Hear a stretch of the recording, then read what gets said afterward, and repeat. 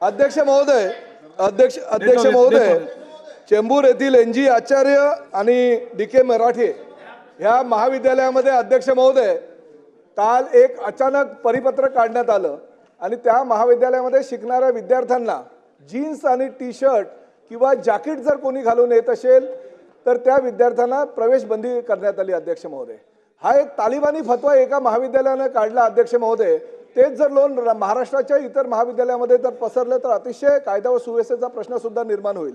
हिजाबला बंदी एका बाजूला आहे आणि त्या हिजाबला बंदी होते म्हणून एका बाजूला जीन्स टी-शर्ट आणि जर जॅकेटला तुम्ही परवानगी नाकारत असाल आणि महाविद्यालयामध्ये शिकणाऱ्या विद्यार्थ्यांना तर ते योग्य नाही. अध्यक्ष महोदय, ह्या देशामध्ये 70 ते 80% तरुण तरुणी ह्या जीन्स टी-शर्ट घालतात, जॅकेट घालतात.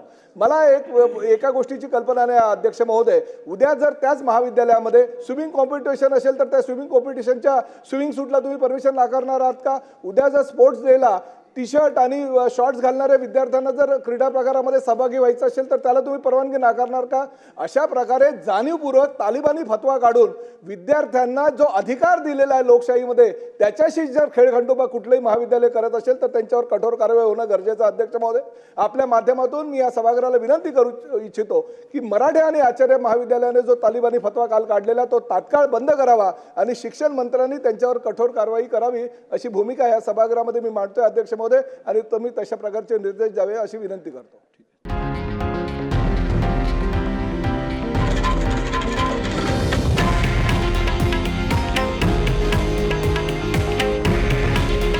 हे आहे देशातील नंबर 1 न्यूज नेटवर्क आणि आपण पाहत आहात TV9 मराठी.